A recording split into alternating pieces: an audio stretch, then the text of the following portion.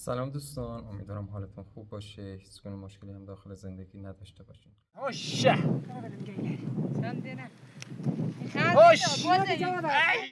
پخته شد. پختنه. آها. اینو اگر نمیخواستی همه رو الان بخوریم آقارزه از کوچیک‌تره. آها آقارزه از سلام خانم چند سال کوچیک‌تره؟ 15 سال آقارزه بزرگتره. عجب چوب زدی جواد. یا خدا میخواد منو بزنه.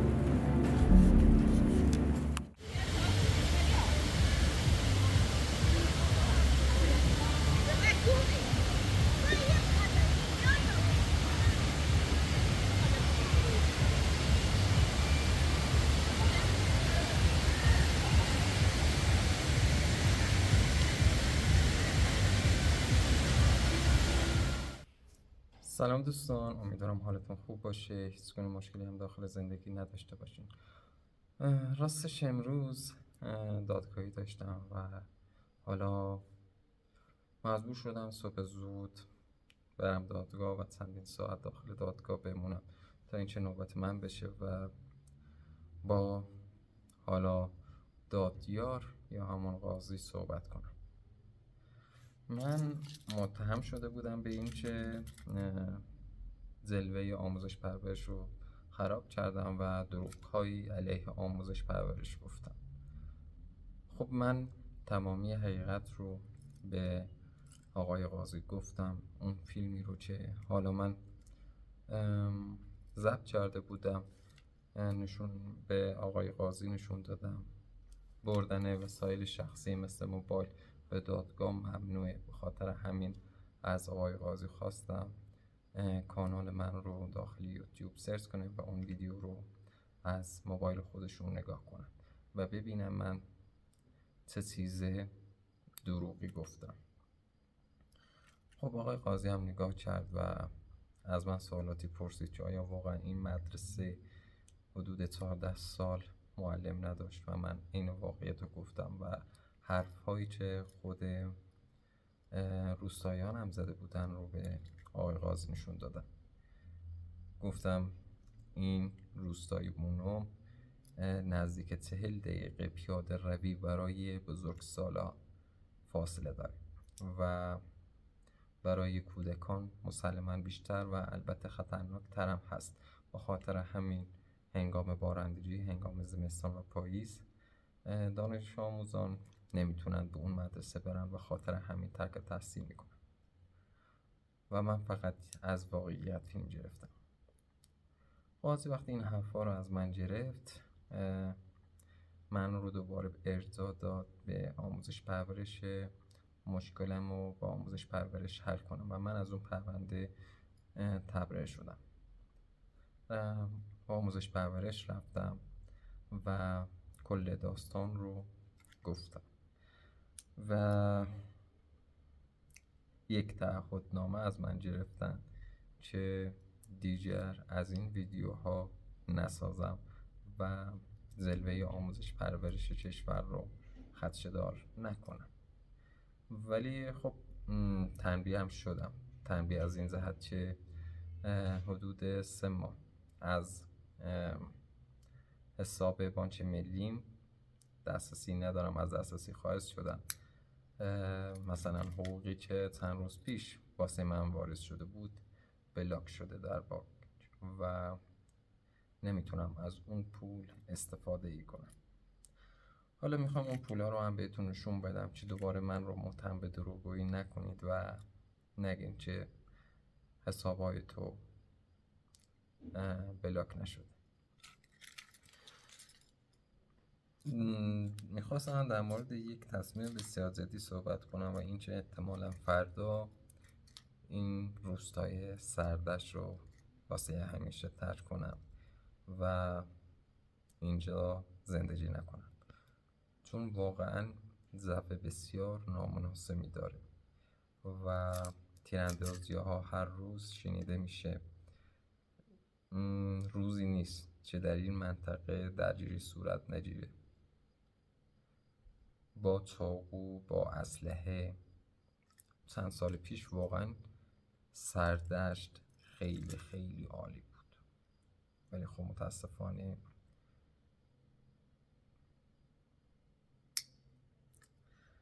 متاسفانه درگیری ها شدتشون بیشتر شده. قبلا هم درگیری ها بود، ولی خب شاید در سال 1 بار یا 2 بار درگیری ها رخ میداد، ولی الان هر روز این درگیری ها رخ میده. حتما مشاهده کردین که حالا ویوی فیلم های من نسبت به بقیه خیلی کمتر هستش، با اینکه حالا شاید از کسی سوء استفاده نمی کنم، از بچه ها سوء استفاده نمی کنم، از خشونت استفاده نمی کنم. شاید دلیلی که حالا ویدیوهای من کمتر ویو میخوانم به خاطر همین هاست که به خودم اجازه نمیدم از خشونت استفاده کنم، از احساسات شما بینندگان عزیز سوء استفاده کنم. میخوام در مورد یک موضوع باهاتون صحبت کنم، این که چرا من چنین کاری رو انجام نمیدم و کانال های عشایری، کانال های طایفه حسین پور چگونه آبروی چندین ساله ما رو خدشه‌دار کردن. علاوه بر یوتیوب، داخل پیج های اینستاگرام کلیپ های کوتاه از این درگیری ها وایرال شده و کل مردم منطقه از جمله استان اصفهان و شهرستان های اطراف لردگان دارن کل مردم لردگان رو مسخره میکنن و چون حالا ما واقعا به این شکل نیستیم، در واقعیت به این شکل نیستیم که همچین رفتارهایی رو از خودمون نشون بدیم. ما قبلا حالا پول میدادیم تا آبرو خریداری کنیم، ولی الان آبرو رو داریم میدیم تا پول به دست بیاریم. نمیدونم واقعا دلیل این همه تغییر چیه. شاید حسادت دلیل اصلیش باشه، این که فلان کانال داره با همچین رفتارهایی ویوی بیشتری میگیره و از اون ور درآمد بیشتری داره، پس ما باید همین شکل انجام بدیم تا از اون شخص عقب نیفتیم و پیشرفت بیشتری داشته باشیم. ولی خب در دراز مدت مطمئن باشین که اثرات این کانال هاشون رو خواهند دید. پول حرومی که وارد زندگی یک شخص بشه، مطمئن باشین زندگی اون شخص متلاشی میشه. اینو به چشم دیدم. کسانی که حالا کانال عشایری داشتن و در اون کانال ها دروغ‌های بسیار زیادی رو به بینندگان میگفتن و کمک‌های زیادی رو هم دریافت کردن. متاسفانه زندگی اونها از هم پاشید و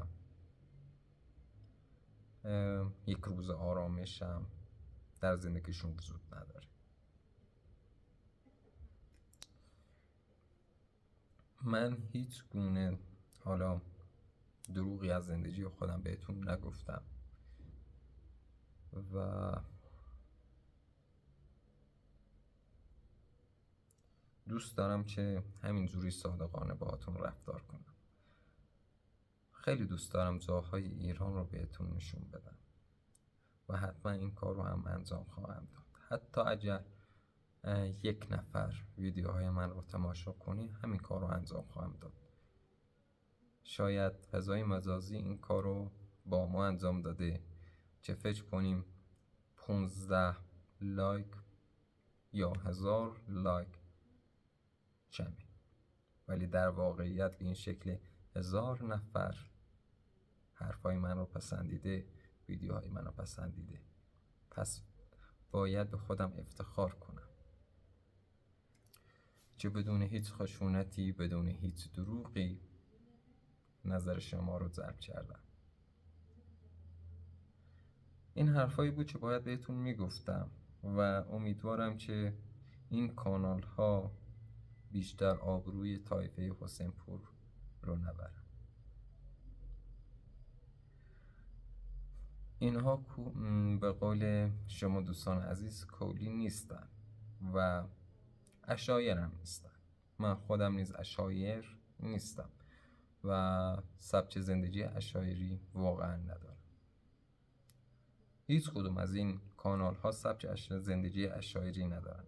اشایر واقعی اشایری هستن که یک جانشین نیستن، اشایری هستن که با طبیعت سازش دارن، نه کسانی که به طبیعت لطمه میزنن، نه کسانی که فرهنگ اشایر رو به نمایش نمیذارن و فقط بلدن خشونت به کار ببرن، بلدن فرهنگی رو به شما دوستان عزیز نشون بدن که در واقع فرهنگ ما نیست.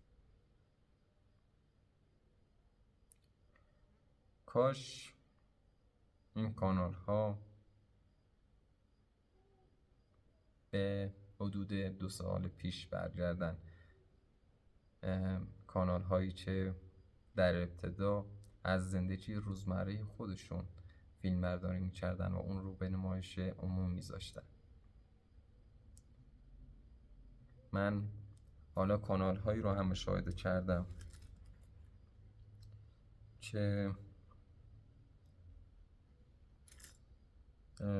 قبلا هیچ گونه دروغی داخلش وجود نداشت، ولی متاسفانه روز به روز این دروغ ها دارن وارد کانال های دیگه هم میشه.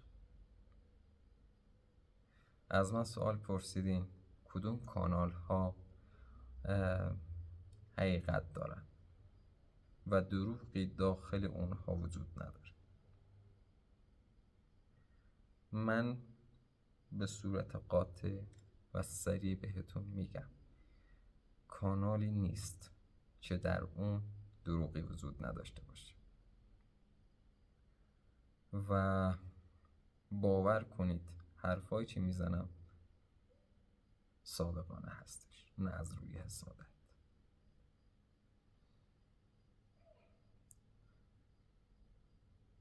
امروز وقتی به دادگاه رفتم و وارد کافه شدم، کافه یاسر خالدی، متاسفانه چندین نفر شروع به تمسخر طایفه حسینپور کردن. واقعا حرفی نداشتم به اونها بگم.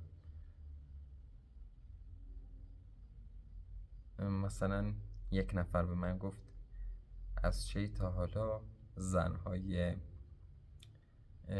طایفه حسینپور شبیه بروسلی مبارزه میکنن و کنشو کار شدن. یک ویدیوی رو من نشون داد که یک دختر به صورت شرم‌آوری حالا پدر خودش رو کتک میزد.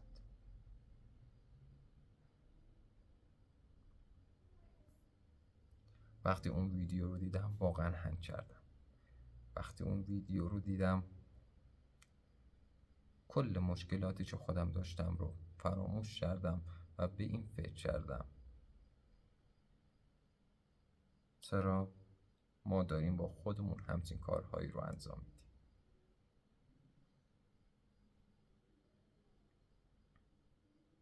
خب برسیم به سوالات شما دوستان عزیز. قبل از این که حالا به سوالاتتون پاسخ بدم، یک نفر از من انتقاداتی داشته و گفته همیشه این کارها رو انجام میدی و پیشرفتی حاصل نمیشه. شما هیچ چیز با عمران درست نمیشود، نه پیکنیک، نه موها، نه غذا خوردن روی زمین، نه روی زمین خوابیدن. لباس ها گاهی رنگ نادرست دارن، ماشین هم باید عوض شود. خب دوستان ببین، در مورد موهای من حالا انتقاد کرده که چرا موهاتو کوتاه نمی کنی. خب هر کسی یک سلیقه‌ای داره به نظر من و باید به سلیقه همدیگه احترام بذاریم. شاید یک دلیل شخصی وجود داره که من گذاشتم موهام بلند بشن و از کوتاه کردن اونها امتناع میکنم. در مورد عوض شدن ماشین هم باید بهتون بگم اگر من بخوام ماشین خودم رو بفروشم خیلی کمتر از اون مبلغی که خریداری کردم از من خریداری میکنم. پس بهتره که ماشینم رو به فروش نرسونم. در مورد حالا غذا خوردن روی زمین گفتین. خب این فرهنگ ماست و وقتی من میز ندارم چگونه روی میز غذا بخورم و اینکه من اولویت‌های بیشتری داخل زندگیم هست تا اینکه یک میز خریداری کنم. در مورد رنگ لباس ها از من پرسیدیم، از من انتقاد کرده دوست عزیز. من همه جور رنگ لباسی دارم: سبز، تیره، مشکی، سفید و انواع رنگ ها رو من واقعا دارم و همه رنگ ها رو واقعا دوست دارم، ولی رنگی رو که بیشتر از همه دوست دارم رنگ مشکی.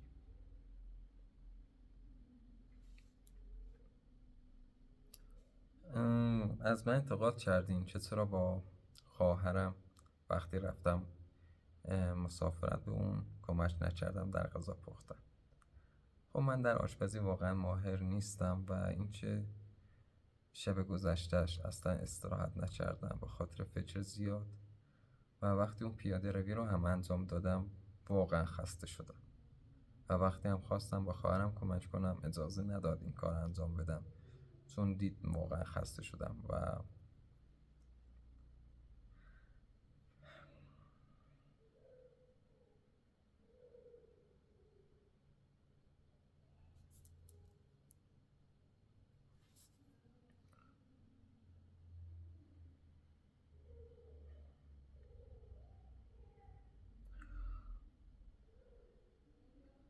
میدونم سوالات بسیار زیادی از من پرسیدین ولی واقعا نمیتونم داخل این ویدیو جواب بدم چون شاید دارم زیادی شخصی میکنم و به صورت شخصی سوالاتون رو جواب میدم. پس سعی میکنم که در ویدیوی فردا به تمام سوالاتی که حالا در این ویدیو یا ویدیوهای گذشته پرسیدین جواب بدم. امیدوارم هر کجای جهان هستید یک زندگی شاد، پیروز، موفق، پر از برکتی داشته باشین. قبل از خداحافظی هم باید بهتون بگم یه کلیپی آماده کردم، امیدوارم که از این کلیپ هم لذت ببرید. مثل همیشه دوستتون دارم و مواظب خودتون باشین. خداحافظ.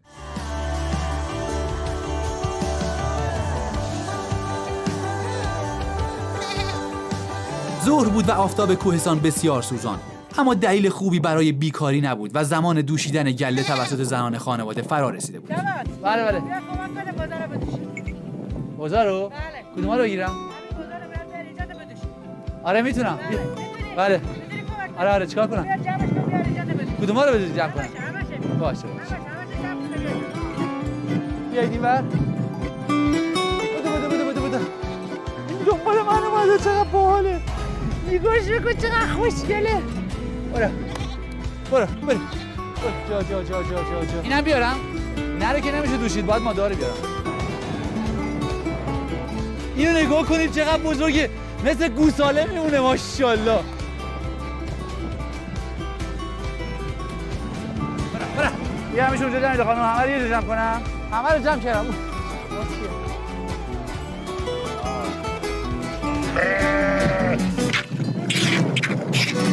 وقتی که اینقدر باد شدید میشه تمام این خاک و خل و اینا میره تو شیر.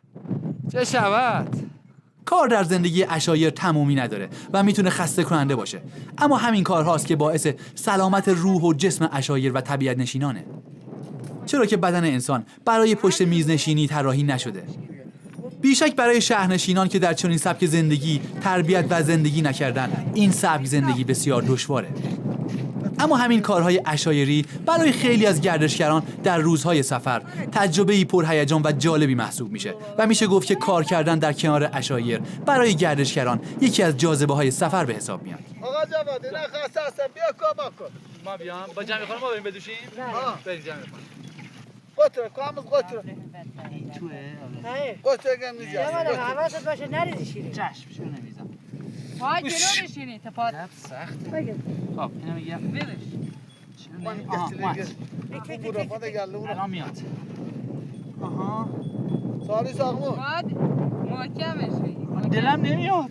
تو میترسم پوز دردش میاد. آدم گل میده. با اینکه در کارهای عشایر مهارتی ندارم، اما کار کردن و زندگی حتی برای چند روز در کنار این مردم عزیز و مهربون انرژی بسیار زیادی به من میده. بعضیش نشون میگیریم ضعیفه. نمیتونی بدوشی. این سخته. ولی اینم دوشیدم دیگه. چرا دیگه؟ اشاره همه کارش سخته. با وکیل سخته. مخصوصا توی خاک و خون. ای هوشه. هوش. ای مای راست میگی بز خر نیست، ولی این کاری که دارم میکنن کار ناجوانمردانه ایه. نمی‌ذارم کارو بکنم. جمیله خانم میگه تو باید گاو هم بدوشی، باید شتر هم بدوشی. البته عشایر قشقایی گاو و شترهاشون رو سال‌هاست که فروختن و دیگه فقط بز و گوسفند دارن. متأسفانه. حالا 4 تا از گوسفندا رو یعنی بزا رو دوشیدم. ولی اگر این پارچه رو ننداخته بودن این رو، تمام این شیرها از بین رفته بود، برای اینکه روش یه عالمه خاک نشسته. ولی این صافیه. صافیه خیلی خوب. اینو بیا بدوش. هی دوشیدن واقعا کار سختیه. برای همین خیلی صنعتیش میکنن. سنتی واقعا کار سختیه. مایچه‌های دستم همش گرفته. وای جمیله خانم مأموریت انجام شد. خوب بود؟ خوب کمک کردم؟ دست درد نکنه. همه جام شیری شده. مرسی. بریم. دست درد نکنه. هنوز دیوانه بالا قاچی دیگه.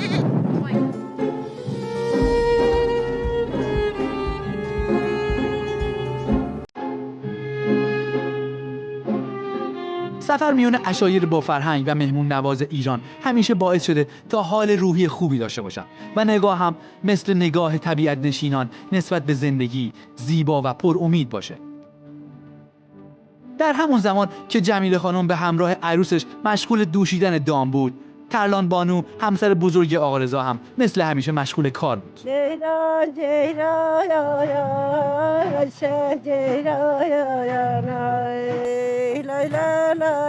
از اونجایی که کار بخش بزرگی از زندگی قشقایی رو در بر گرفته، زنان و مادران از شعرخوانی یا خوندن لالایی در کار استفاده میکنن تا فضای خشک و یک نواخت کار رو با هنر شعر و آوا لطیف و زیباتر کنن.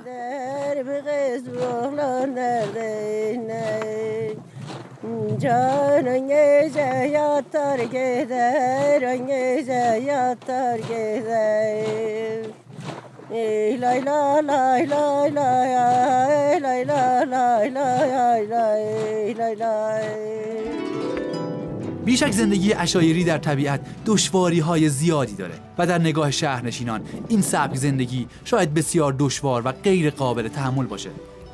اما این تمام ماجرا نیست و قشقایی‌ها در کنار زندگی دشوار عشایری چیزهای زیبای زیادی دارن که برای دیدن اونها باید چشم‌ها رو شست و زاویه نگاه کلیشه‌ای رو کمی تغییر داد.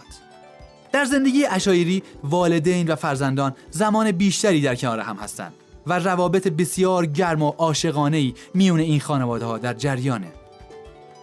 حس وحدت و همدلی میون این جوامع بسیار قدرتمنده و همیاری میون این انسان‌ها موج میزنه. اونها از مسائل و مشکلات خانواده و فامیل و همسایگان مطلع میشن و همواره برای رفع مشکلات همدیگه تلاش میکنن. عشایر قشقایی در این سبک زندگی یاد میگیرن که چطور در مقابل مشکلات پیروز باشن و حضور امید در زندگی اونها بسیار پررنگه.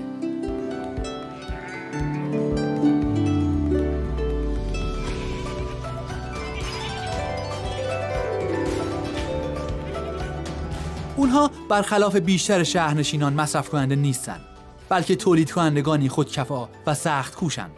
اونها از آب و هوای بسیار پاک در زندگی بهره مندن و استرس در زندگیشون چندان دیده نمیشه. خوراک عشایر قشقایی بسیار ساده و سالمه و از محصولاتی کاملا محلی و طبیعی تشکیل شده. در کنار این نکات مثبت، هنر در تمام زندگی قشقایی جاریه. از موسیقی و شعر و پرورش اسب‌های اصیل گرفته تا بافته‌ها و معماری زیبای خونه‌های رنگیشون.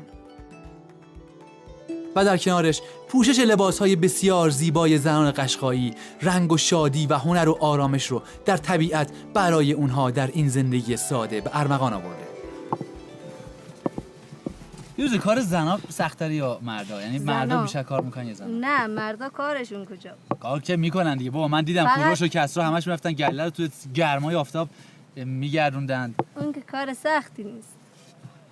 دیگه چه کاری میکنن مردا؟ هیچ. فقط میخورن. ولی واقعا راست میگه، مردها هم البته خیلی کار میکنن، اما زنا در مقابل مردا خیلی بیشتر کار میکنن. شاید بشه گفت 6 برابر 7 برابر مردا کار میکنن و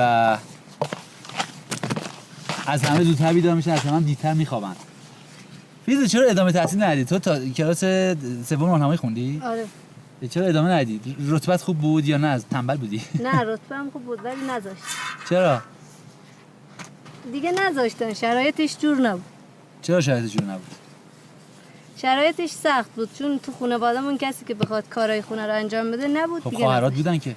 نه، خواهرام نبودن، اونا رفتن. اون موقع که ازدواج کردن دیگه تو نتونستی درس بخونی؟ آره دیگه نذاشت.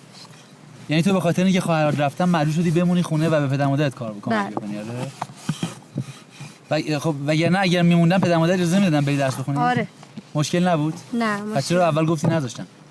نذاشتن دیگه. به خاطر همین قضیه. به خاطر. یعنی اگه خواهرات میموندن تو میتونستی درس بخونی؟ آره اگه اینجا بودن آره. من داشتم با کوروش صحبت می‌کردم، گفتش ما خیلی رسم نداریم. با بابات هم صحبت کردم، گفت ما رسم نداریم دخترها خیلی درس بخونن. چرا؟ دیگه واسه خودشون یه رسمی داره. از قدیم همینجوری رسم بوده که دخترها کمتر. از قدیم همینجوری. اصلا درس نخونن یا نه؟ مثلا تواضع بگن دیگه ولش بکنن. کم، فقط در حد خوندن و نوشتن یه تابلو یا خب تو هم خوب بلدی ببافی، کلا توی هنر بافندگی قشقایی خیلی واردی. چرا مثلا اجازه نگرفتی که بتونی درس بخونی توی زمینه هنر و تو زمینه بافندگی بتونی مثلا هم تحصیلش داشته باشی هم تجربهش؟ خب خیلی اینجا خوب دارید. دیگه همشون مخالفت کردن، منم دیگه نتونستم. من الان که دارم با فیروزه کار میکنم، البته من که کاری نمیکنم واقعا، نتونستم هیچ کاری انجام بدم، ولی همینجوری خیس عرقم. بعد تو این گرما این همه لباس هم میپوشن در کنار این آتیش، واقعا کار کردن خیلی سخت میشه. شرایط کار برای زنای اشاره خیلی سخت‌تر از کارهای مرد هاست، ولی خب واقعا آدم میبینه که بدن آداپته میشه. یعنی اگر آدم خیلی توی این زمینه توی شرایط سخت کار بکنه بدنش آداپته میشه. اول که آدم نگاه میکنه، من به عنوان یه مرد وقتی نگاه میکنم فکر میکنم که نمیتونم کارشون رو ادامه بدم یا حتی انجامش بدم، اما میبینم وقتی فیروزه با 18 سال سن اینقدر سخت داره صبح تا شب کار میکنه، به این نتیجه میرسم که هر کاری شدنیه، فقط استمرار میخواد، بعد سختیش آدم باید بپذیره. کار کردن توی طبیعت، زندگی کردن توی طبیعت خیلی لذت بخشه، اما سختی‌های خیلی زیادی هم داره که کسی که بخواد این لذت‌ها رو در طبیعت داشته باشه باید از پس این سختی‌ها بر بیاد و اون سختی‌ها رو تحمل بکنه. خیلی‌ها فکر میکنن که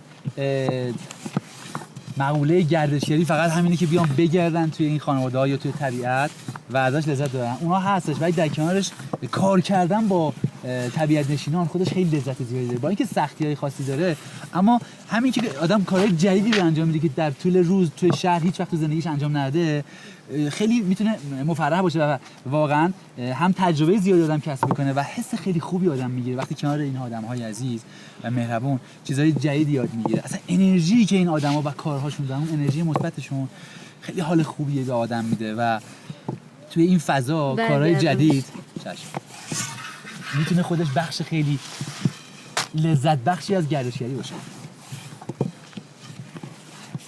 و سفر معنای جدیدی پیدا میکنه وقتی آدم میتونه کارهای جدید در کنار این مردم تجربه بکنه. البته که میتونه یاد نگیره چون سخته، ولی میتونه تجربهش بکنه. 3 تا دیگه مونده. این که نمیخواد برگردم، اون گذاشت روش دیگه.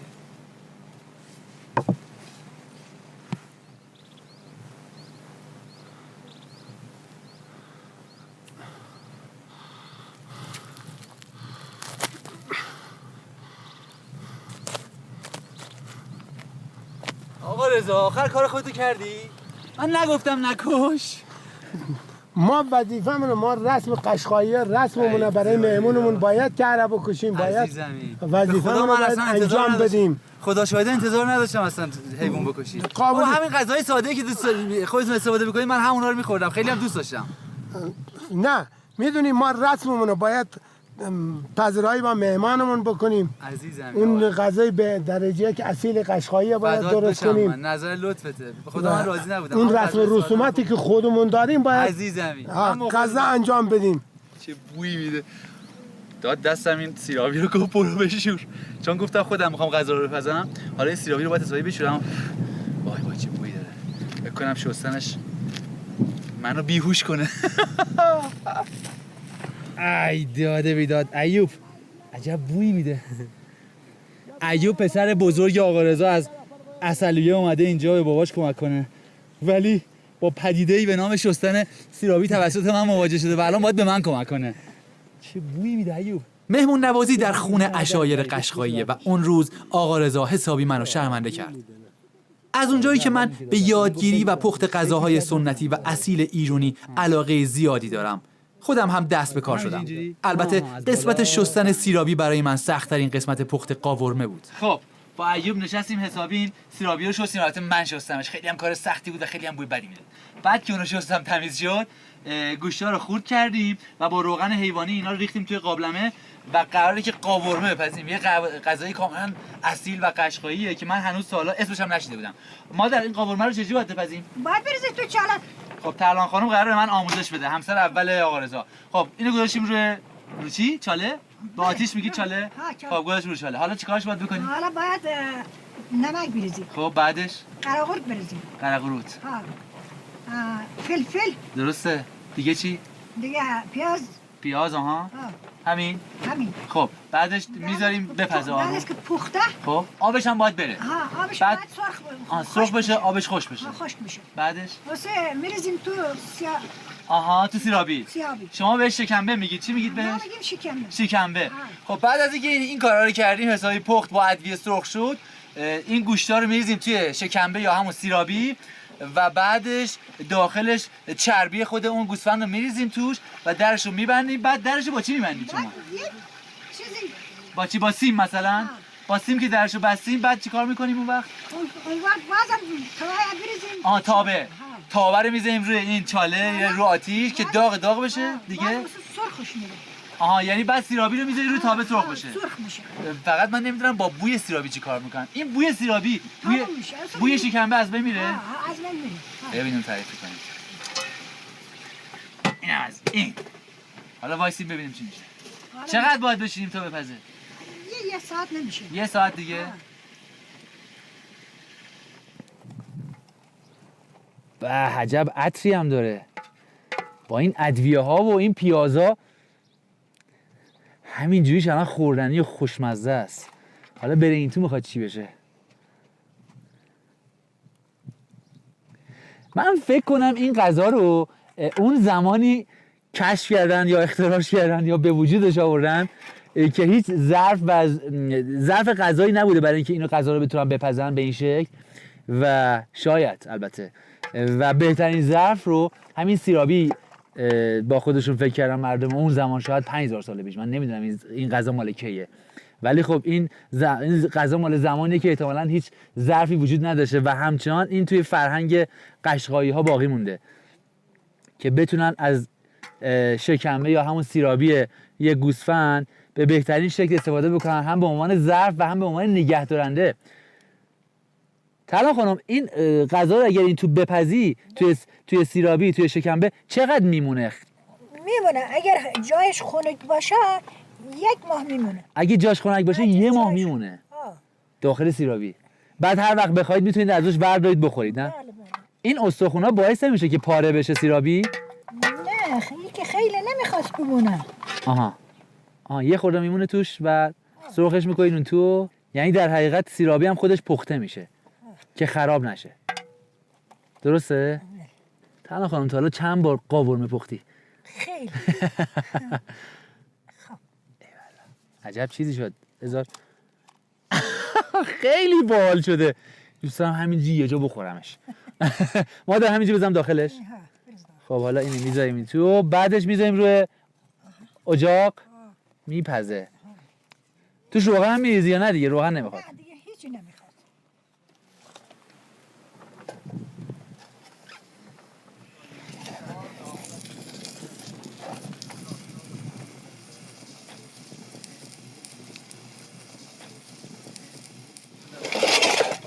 بالاخره بعد از 2-3 ساعت تلاش ترلان خانوم و من و آقا رضا و آقا ایوب یه ناهار درجه یک آماده شد به نام قاورما. قاورما. اینم قاورما. چقدر باحال قیافش. من تا حالا تو عمرم نه اسم این غذا رو شنیدم و نه رسمش رو دیدم و نه عکسش رو دیدم. آقا رضا بسم الله. چجوری میخورنش؟ بفرمایید چجوری میخورن اینو؟ اینا باید بذاریم داخل اون. بفرما. خیلی زحمت کشیدی ها. والا ما همون نماز هم میخوردیم برامون خوب بود. برای ما خوب نبود. ما مخلصیم. شما عزیز مایی. با چاقو باید ببریش سیرابی رو. چجوری میخوای از من فکرم درشو باز میکنی. نه. اون در دیگه چفت شد بسته شد نه؟ بسته شد. اون پخته شد. پختنه. آها. اینو اگر نمیخواستی همه رو الان بخوریم شما خورد از ترش برمی داشتید؟ کم کم برمی داشتیم. میمون مثلا 15 روز 16 روز 20 روز میمون داره؟ قناعت میکردید. عجب چیزی شده این. چقدر باحال. چه روغنی توشه. اینم میگن قاورمه ترکی. خیلی باحاله. من این همه غذا بین عشایری و اقوام ایران خوردم تا حالا و یاد گرفتم ازشون. اینم میگن غذای ترکی. همچین چیزی ندیده بودم تا حالا. قاورمه ترکی. به به. غذای اصیل ایل قشقایی. ای والله به ایل قشقایی. دم شما گرم. بسم الله. بسم الله بفرمایید. اینم بوشا. به عجب بویی داره. هم عطر چربی خودت کهره میگی شما به بچه بز کشتن. آره یه بره بز کشتن. بره کهره بهش میگن. به بزغاله میگن کهره. بعد هم عطر چربی اونو میده، هم عطر روغن حیوانی میده، هم عطر پیاز و ادویجات مخصوصی که خودشون ریختن. ببین چه مزه‌ایه. بذار اولی چه خالی بخورم مزه خودش چجوریه.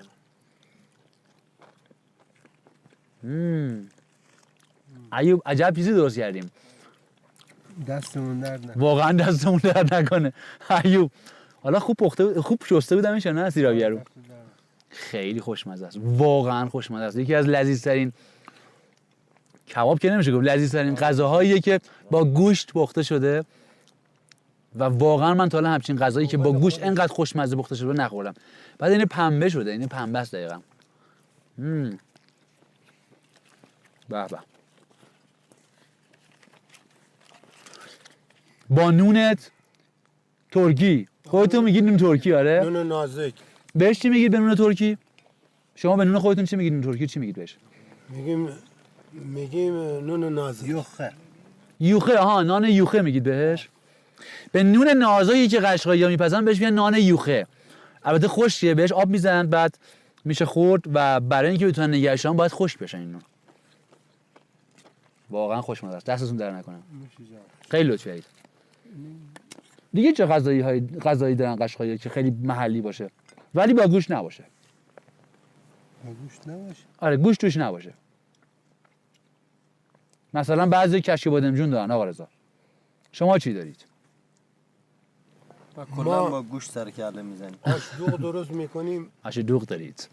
آش دوغ درست میکنیم بعد کله کره هم منازیم داخلش بسیار خوشمزه. نه بابا. بله. آش دوغ توش کله بز مینازن. اسمش چی میشه؟ ما به ترکی میگیم ماستافا. ماستافا؟ عجب چیز عجیب غریبیه این. به لفظ ترکی ماستافایه. ماستافا با کله. اگه به لفظ فارسی میگیم آشدوغ. من اصلا تا الان همچیزی نشیدم. آشدوغی که ما میپزیم سبزی روش داره، بعد نخود داره، سبزی‌های مخصوص داره، نخود داره، یه خورده برنج داره با دوغ، همین. سیر هم توش میریزن، نعنا داغ هم میریزن. ولی کله بز توش نمیندازن. کهره نبود. حالا بزغاله یعنی. بزغاله. کله یه بز کوچیک میریزی توش. لذیذ میشه بکنم. یکی از جاذبه‌های سفر برای گردشگران تجربه آشنایی با غذاهای جدید و استفاده از خوراک سنتی هر قوم به حساب میاد. اما یادگیری اون خوراک‌ها هم برای من اهمیت زیادی داره. بی اغراق خوردن قاورمه زیر سقف زیبای سیاه چادر قشقایی یکی از لذت بخش‌ترین قسمت‌های سفرم بود. اما بودن در میون طبیعت نشینان و استفاده از خونه‌های سنتی و خوراک محلی و همینطور صنایع دستی اونها از طرف گردشگران مسئول میتونه باعث رویدادهای بسیار مهم و با ارزشی باشه. اقامت در سیاه چادرها و خونه‌های روستایی که از معماری اصیلی برخورداره، انرژی مثبت زیادی به انسان منتقل میکنه. خونه‌هایی که به تمامی از طبیعت ساخته شده و همنشینی در کنار این انسان‌ها هم خالی از لطف نیست. چرا که گردشگران میتونن چیزهای زیادی از اونها بیاموزن و از شنیدن تاریخ شفاهی و خاطرات این انسان‌های بزرگ لذت ببرن. این آقا چکم انتظارا تا گرم گلز لیارای. در صورتی که در صنعت گردشگری برنامه‌ریزی خوبی برای زندگی عشایر و روستایی ها بشه و گردشگران از چادرهای عشایر یا خونه‌های محلی برای اقامت استفاده کنن و هزینه اقامت در این معماری‌های بسیار کهن و با ارزش رو بپردازن، بیشک جوامع روستایی و عشایر از معماری خودشون به طور جدی محافظت میکنن و باعث احیاء این نوع معماری خواهند شد. معماری‌های اصیلی که کم کم در حال نابودی هستن و جاشون رو داره 4 دیواری‌های نازیبای سیمانی و آهنی پر میکنه. استفاده از خوراک محلی و طبیعی عشایر منافع زیادی برای گردشگران داره. اونها با هزینه‌های نه چندان زیاد غذاهای محلی و جدیدی رو کشف و تجربه میکنن. خوراکی که از مواد کاملا ارگانیک و طبیعی مهیا شده و بسیار تازه، سلامت و مفیدتر از محصولات تراریخته و صنعتی که در شهرهای بزرگ وجود داره. جامعه محلی وقتی با استقبال گردشگران مواجه میشه و منافع خوبی به دست میاره، پی به این دارایی‌های با ارزش میبره و از باغداری، کشاورزی، زنبورداری و دامداری به بهترین شکل حفاظت میکنه و در کنارش خوراک‌های محلی که کم کم در حال فراموشیه دوباره جون میگیره و از اونها که جزوی از میراث با ارزش فرهنگی ایرانه محافظت میشه.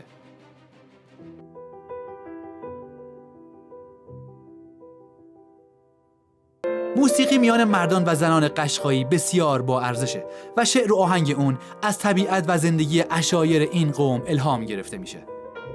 عاشق‌ها، چنگی‌ها و ساربانان گروه‌های نوازنده در ایل قشقایی هستند. قشقایی‌ها از روز تولد تا آخرین روز زندگی با شعر و موسیقی دوست و همدمن و موسیقی در جنگ و حماسه و جشن‌ها و همچنین در مراسم غم و اندوه در زندگی اونها جاریه.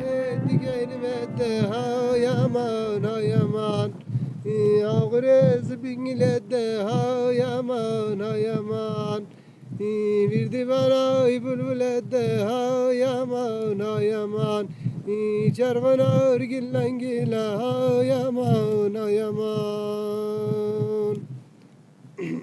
خب آقا عالی بود، واقعا صورت عالی بود، خیلی قشنگ.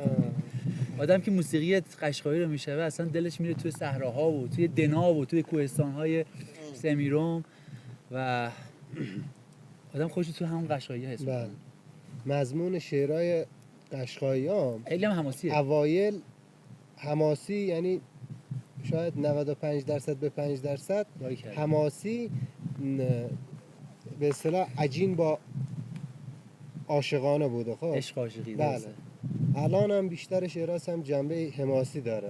اون تا دیگه به مرور زمان اون جنبه عاشقیش بیشتر شده. مثلا حماسی با عاشقی داره و هم نزدیک میشه، یعنی به خاطر اینکه من فکر می‌کنم طایفه‌ها و تیره‌ها به هم نزدیک‌تر شدن و اون حماسه و بعضی وقتا جنگ‌هایی که به وجود میومد دیگه کم کم کمرنگ شده و بیشتر اون دوستی و عشق و محبت بینشون بیشتر شده. درسته میگم کوروش؟ موسیقی و اشعار قشقایی به تنهایی آدم رو تحت تأثیر قرار میده.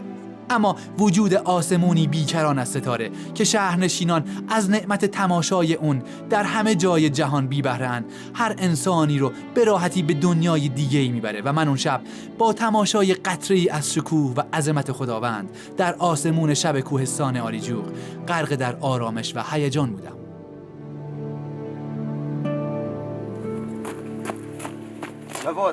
جواد بلند شد دیگه، دور شد، بلند شد، زور شد باید بریم. بلند شد بریم.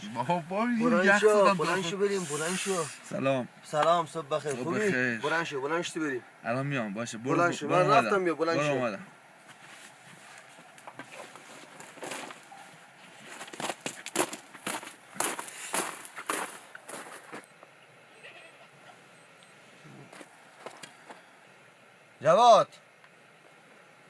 جواد بلند شد دیگه، زور شد. اومدم. زور شد. ساعت 5:10 صبح. وای چقدر سرده. چرا اصلا نخوابیدم. 4 ساعت همش خوابیدم. سگم اصلا نمیذاش بخوام، اینقدر سر صدا کرد. خیلی کم میخوابن اشایر قشقایی، اونایی که دام دارن. 4 ساعت 5 صبح هم بیدار میشن. خیلی دوست دارم باشون برم ولی اصلا جون ندارم. نای بلند شدن ندارم. خیلی خوابم میاد. اگه هم نرم نمیشه. برم. سرده. برم چپونی. اومدم.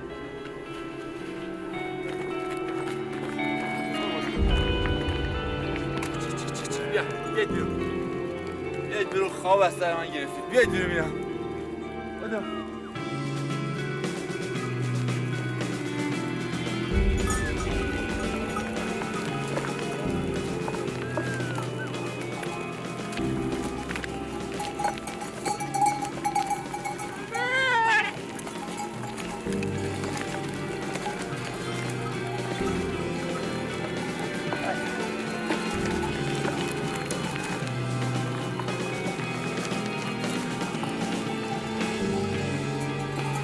زندگی اشاری اصلا شوخی نداره.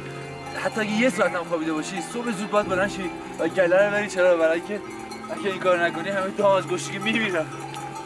حتی اگه هوا خیلی سرد باشه. چقدر خاک میخوریم پشت گله.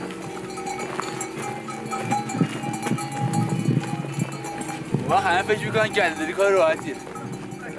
پیشه بیشتر مردم قشقایی دامداریه و دلیل اصلی کوچ عشایر از ییلاق به قشلاق و برعکسش وجود دام و دستیابی به خوراک تازه، یعنی علف برای همین دامه. خاک شد. باید تا پاشمون کوه بریم؟ آره هر روز بریم. هر روز؟ من فکر کنم روزی 20 کیلومتر راه میری نه؟ روزی 30 کیلومتر راه رفتن خیلی ها. برای همین چربی نداری. داریم اینجا ردشون میکنیم گوسفندا رو که از این مرتعه عبور بکنم. مرتعه اصلی آقا رضا اینا برسه. آقا رضا قشقایی تا اونجا بچرم. هر بنکو یا هر خانواده باید برخوش مرتعه داره و دام خودش رو فقط توی مرتعه خودش باید بچرنه. نمیتونه، اجازه نداره که توی مرتعه کسی دیگه برداره ببره. جنگ علفه.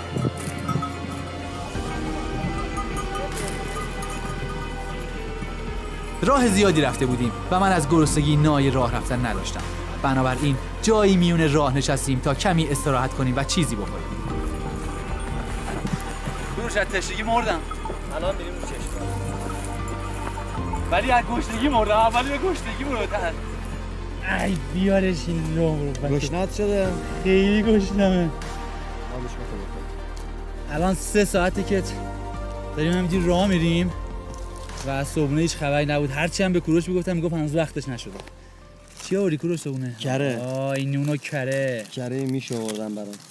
نون و کره میش. بزن تو رگ الان جون بگیری. خیلی راه امروز باید بریم. آره بخور نوش جونت. عجب کره ایه. ببین من اگر اینقدر راه نرم تو کوه و بیابون هیچ وقت اینقدر کره نمیخوام، چون کره خیلی کلسترولش بالاست، مخصوصا کره گوسفندی. آره خیلی. گله رفت اون بر اشکال نداره؟ نه اشکال نداره، زمین کلا دیگه مال خودمون. اون مرتب مال خودتونه؟ کلا مال خودمون. تا ساعت چند اینجایی الان دیگه؟ ما تا ساعت چند باید گله داری بکنیم؟ تا 12:01 باید اینجا باشیم. 12. بعد آره الان 8 صبح 9 10 12 4 ساعت دیگه باید اینجا باشیم. 4 ساعت دیگه باید اینجا باشیم. بعد دیگه رو بریم رو خونه بریم آب بخوره. کوروش تو که لیسانس عمران داری، تحصیل کرده هستی، دانشگاه هستی، چه جوری که الان میای اینجا چوپونی میکنی، کار میکنی برای مادر پدر طبیعت؟ یعنی ول کردی دانشگاه رو؟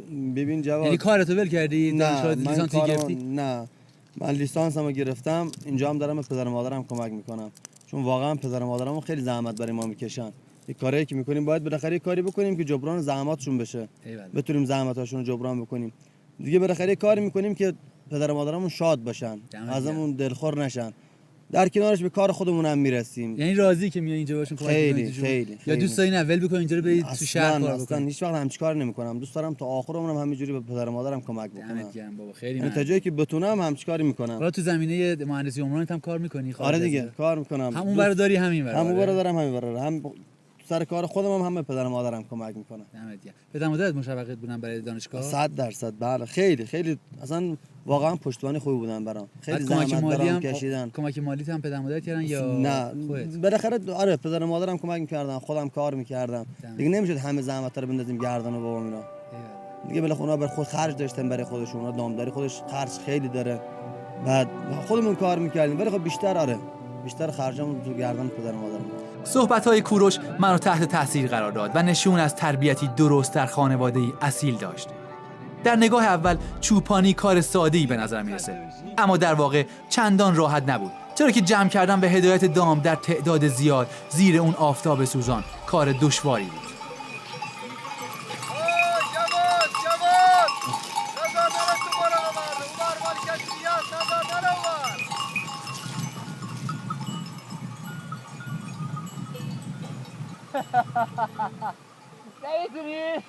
خرابکاری کردم، گوسفندا رفتم به سمت مرتع کسی دیگه ای.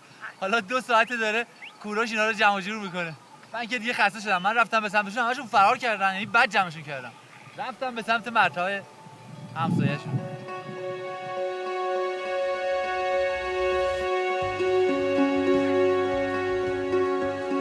قرار بود کوروش تا عصر در کنار دام باشه. من اما خسته شده بودم، بنابراین به سیاه چادر پایین دست خانواده برگشتم. تمام مایحتاج زندگی عشایر قشقایی از دام تأمین میشه، اما نه فقط از فروش دام. درآمد اصلی و مهم قشقایی ها از فراورده های شیری دام به دست میاد.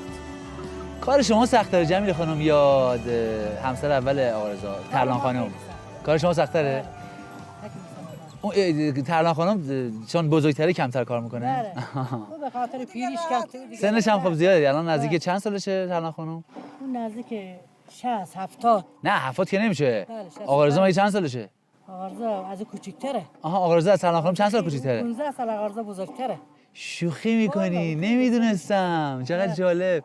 یعنی ترلان خانم 15 سال از آقا رضا بزرگتره؟ از اون خیلی کوچیک‌تره. چی شد عشق عاشقی این دو تا با هم دیگه؟ این عاشق هم دیگه شدن، هم دیگه رو گرفتن. خیلی جالبه. بعد پدر و مادر آقا رضا اجازه دادن؟ والا راضی هم نبودن. آقا رضا خودش زورکی گرفت. عجب. گوش نمیگرفت. ولی بعدش بچه‌ها به شما بیشتر کمک میکنن. بله بچه‌ها به ما خیلی کمک میکنن. اینی که داری الان میپزی چیه؟ چرا انقدر قهوه‌ایه؟ یه دیگه رنگش همینطوریه. آها. این قرقورت رنگش همینطوریه. قرقورو داری درست می‌کنی؟ قرقورو. رنگش دیگه همینطوریه. ما شهری‌ها قرقورو همینجوری می‌خوریم برای تفریح و برای اینکه از مزه‌اش لذت ببریم. اما عشایر قشقایی قرقروتی که درست می‌کنن معمولا تو غذاهاشون استفاده می‌کنن و همینجوری خالی خیلی کم می‌خورنش. برای گوشت ما. کلا این الان این کشک درسته؟ بله این کشک. کشک و قرقروت و اون چیه که تو کیسه است؟ با با چکلیک و اینا لولک.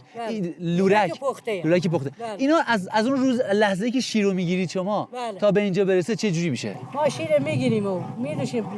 حیونا رو می‌دوشیم. می‌گیریم. ماست درست می‌کنیم. درسته. اون ماست می‌ریزیم تو نیره و تو پوست. تو پوست آن. تو پوست. مشک. بله. خب مشک می‌ریزیم و دوغ و کره و چی درست میکنیم. دوغش یعنی ماستو که ریخی توی پوست آب بهش میریزی بعد دوغ میشه میزنید میزنیم هم دوغ میشه. کرهشو میگیری. کرهشو گرفتید اون دوغو چیکار میکنید؟ کرهش که روغن میکنیم دوغش هم که میپزیم. کرهشو تبدیل به روغن میکنن. اینجا کره نمیمونه چون خراب میشه. کره رو میجوشونن انقدر میجوشوننش که با یه کارایی میکنن که روغن میشه. همین روغن زردی که خیلی مشهوره تو شهرها و گرون قیمته میشه روغن زرد. بعد دوغشو چیکار میکنید؟ بعد دوغش هم میپزیم. میپزیم لورک درست میکنیم. دوغشو که پختید میشه لورک. یه چیزی شبیه ماسکیسایی اما ماسکیسایی نیست. ماسکیسایی نیست. ولی بهش میگن لورک. بله بهش میگیم لورک. لورک. بعد اونو چیکار میکنید؟ تو کیسه آبش که میره کشک درست میکنیم. آبش که رفت میشه کشک. تو این کشک چی میریزید؟ این کشک سبزی کوهی میریزیم توش. چه سبزیایی؟ چبیله، پیدومه، زیره، شبت، همه چی. همه رو از همین کوه میکنید. همه از این کوه جمع میکنیم. چقدر جالبه. و این یه بخش بسیار بزرگی از کمک اقتصادیه که از دام و محصولات شیری به دست میارن. کشک، روغن زرد، بعد پنیرشونه و خیلی چیزای دیگه است که واقعا اگر اینها نباشه از لحاظ اقتصادی مشکل برمیخورن، چون فقط گوسفنداشون نمیفروشن که بخوام پول به دست بیارن. در کنارش اینها رو شما دارید. مثلا ماهی چقدر درآمد داره؟ اگر 200 تا گوسفند داشته باشید ماهی چقدر درآمد اینا هست؟ خوبه. این بهتر از فروش گوسفنده؟ خیلی درآمد. الان کشک کیلو 25000 تومانه. بله. 40000 تومانه. روغن کیلو 150000 تومانه. اونم این کشک و اون روغن. اون روغن بله. ببینم میتونم میخوره از این بخورم؟ بخور نوش جونش. این الان کاملا تازه است و خیسه.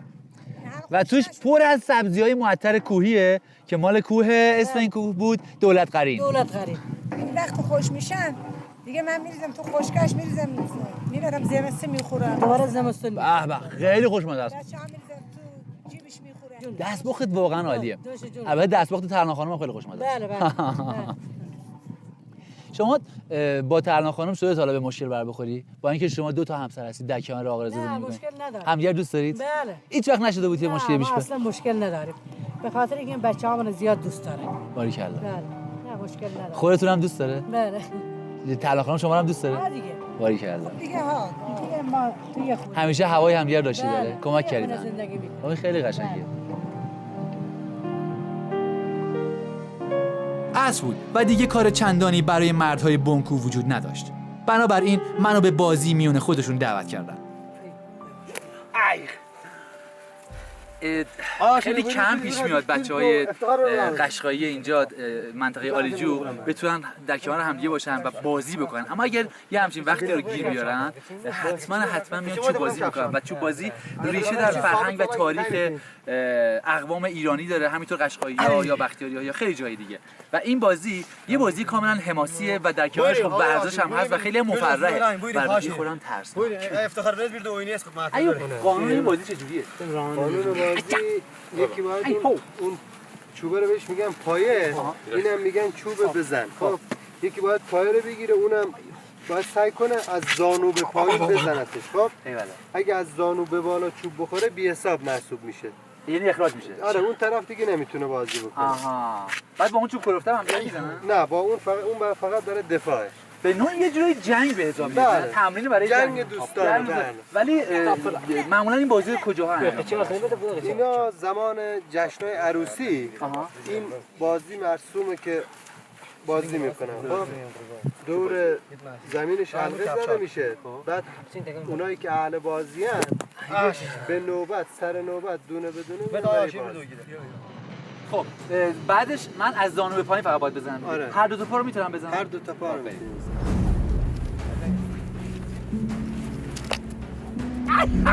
چقدر خوب رفت رو هوا، نتونستم.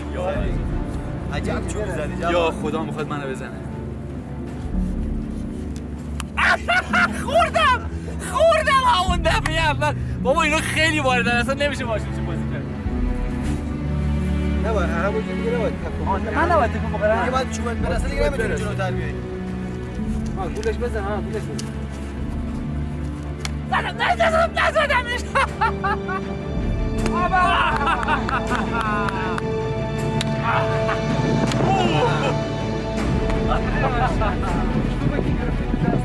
دیگه باید آماده باید. آماده باش. درست بود. قشنگ. خوشبختانه بازی‌های محلی میون قشقایی‌ها هنوز رواج داره و چوب بازی در این میون از جایگاه ویژه‌ای برخورداره و همیشه در مراسم عروسی حضوری پررنگ داره. این رامین همش کامبیزی یه دفعه میزنه. اومدم انتقام بگیرم. انتقام. با اینکه به هیچ عنوان مهارتی در چوب بازی نداشتم، اما این بازی منو واقعا هیجان زده کرده بود. البته خیالم راحت بود، چرا که قشقایی‌ها توی بازی هم حرمت مهمونشون رو نگه می‌دارن.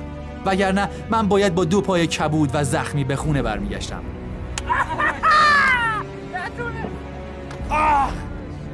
عجب ضربه‌ای. تا حالا 2 تا چوب شکوندم.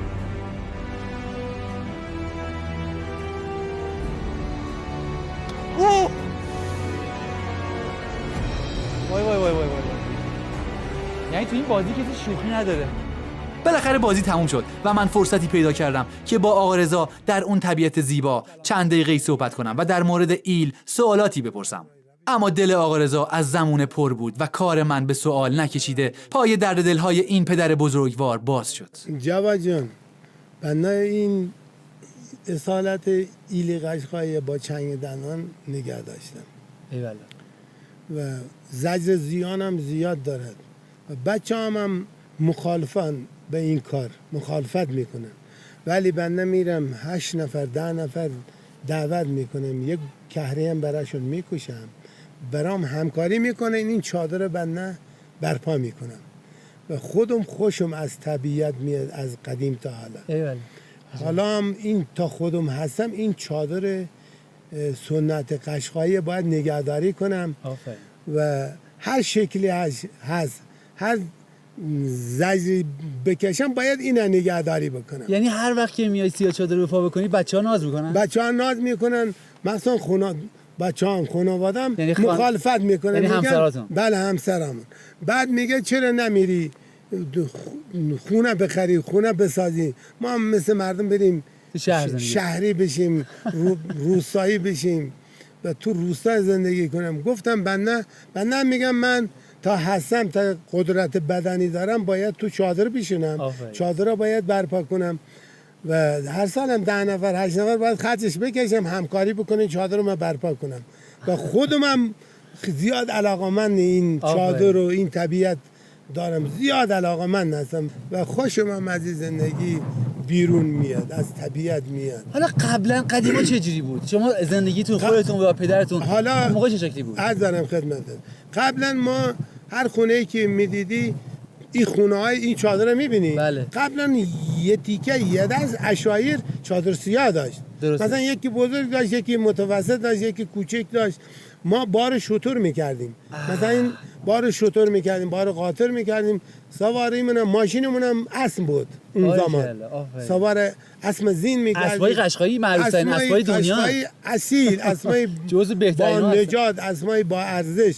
زین می‌کردیم، سوار می‌شدیم، اسلحه کول می‌کردیم، هر که اسلحه جوازی داشت میزد کول. بله. جلو شتر میرفت، جلو ایل میرفت، یورد پیدا میکرد، یه جای انتخاب میکرد، شتر میمد بارانداز بارمون مینداختیم، چادر میزدیم. اومد یه خونه مثل حالا گرفتاری زیاده اومد، گرفتاری نبود، مردم سرحال بود و علاقمند این زندگی، علاقمند بود و خوشش میومد. یه خونه میدیدی 7-10 نفر دوری خونه هست، مثلا یکی شترش میچرنه، 2 تا میشیش میچرونه، یکی اسبش نوازش میکنه.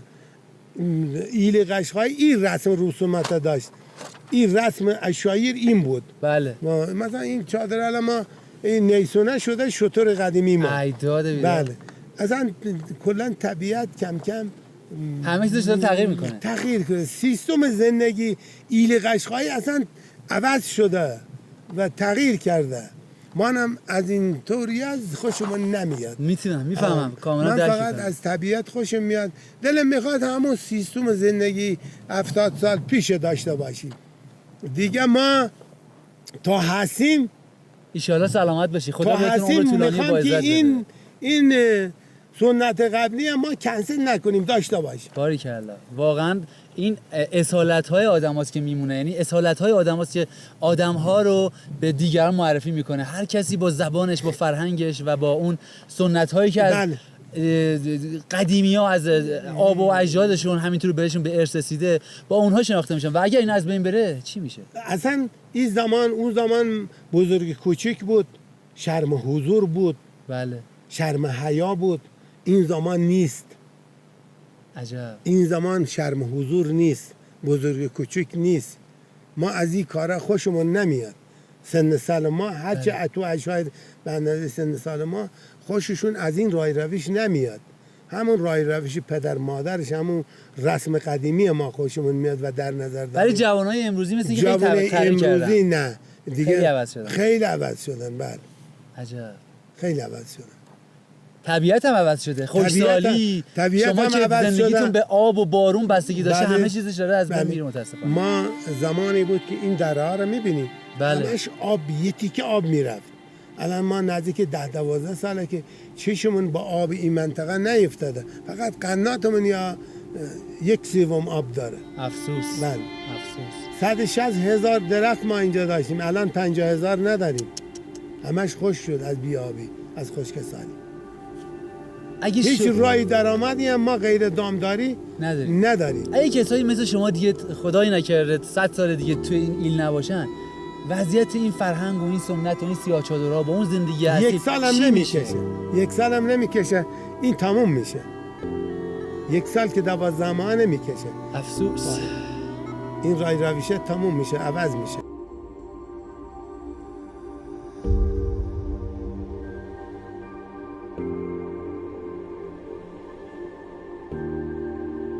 اقوام و عشایر ایران در طی هزاران سال تکامل در طبیعت در نهایت به اوج هنر و شکوفایی در زندگی خودشون رسیدن.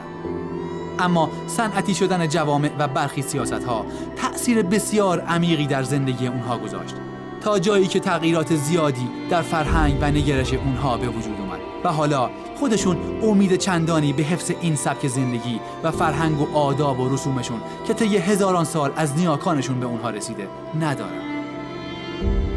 در گذشته جوامع پیشرفته امروزی اقوامی وجود داشتند که با بی‌اعتنایی مسئولین اون کشورها در اون زمان زبان، لهجه، فرهنگ و آداب و رسوم اون اقوام کم کم از بین رفت و اونها وقتی پی به ارزش اون اقوام و سبک زندگی و فرهنگ اونها بردن که دیگه دیر شده بود و دیگه اون دارایی‌های بسیار با ارزش غیر قابل برگشت بود. شاید بشه گفت که ایران در میون کشورهای جهان از لحاظ داشتن اقوام مختلف با فرهنگ‌ها و زبان‌های گوناگون در کنار اقلیمی متنوع جزو برترین کشورهاست و این در صورتی که بسیاری از کشورهای پیشرفته در آرزوی داشتن چنین تنوعی هستند. همه کشورها برای موزه‌های خودشون ارزش زیادی قائلن. از اونها به خوبی حفاظت می‌کنن و حتی از اونها درآمد خوبی کسب می‌کنن. بیشک اندک اقوام و عشایری که هنوز اصالت‌های خودشون رو حفظ کردن مانند موزه‌ای زنده و بسیار با ارزش هستند. اما شوربختانه هرگز به چشم نمیان و از سبک زندگی، فرهنگ، سنت‌ها، موسیقی، لباس‌ها، صنایع دستی و زبان و لهجه‌هاشون حفاظت نمیشه. در صورتی که این اصالت‌ها در دنیای امروز بسیار نایاب، با ارزش و البته درآمدزاست.